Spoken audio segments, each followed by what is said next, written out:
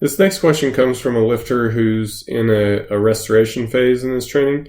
It says, for deadlifts, conventional deadlift tends to wreak havoc on my back. So he would prefer to do sumo deadlifts. Now, we incorporate alternate stance deadlifts a lot of times in restoration periods and whatnot. So if you find yourself in a restoration period and it's requiring alternate stance deadlifts and you can't do that for some reason, so like, for example, it's bad for your back, or sumo deadlifts are bad for your hips, or anything, any reason really, that's fine. Go back to your normal stance deadlift. And for any other movements that you feel like might cause a problem for you, let me know. We'll come up with alternates. Generally, especially in those restoration periods, you want to work the same muscle groups, ideally the same or a similar motor pattern. So if you can't do good mornings, try to do RDLs. If you can't do RDLs, maybe you can do straight leg deadlifts or something in those in that range.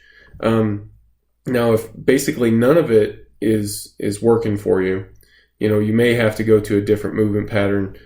So, for example, an RDL is intended to target the posterior chain, specifically the glutes and hamstrings.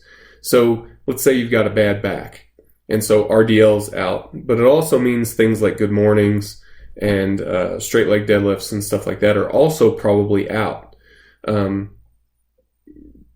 Any movement that's going to use the spine as a lever to train the hip hinge movement is probably going to be out. So what's left? Possibly reverse hypers, depending on the nature of your back injury, if you can do reverse hypers safely, but also sled work. If you have those tools available, you can do that. Possibly hip thrust, again, depending on how well it's tolerated. Now, if none of those are available to you, then let me know and we'll see if we can figure something out. But for most people, most of the time, something there is available to them. And it's just kind of a matter of finding the right exercise that gets at the thing that we want to get at without, causing undue stress to prior existing injuries and things of that nature.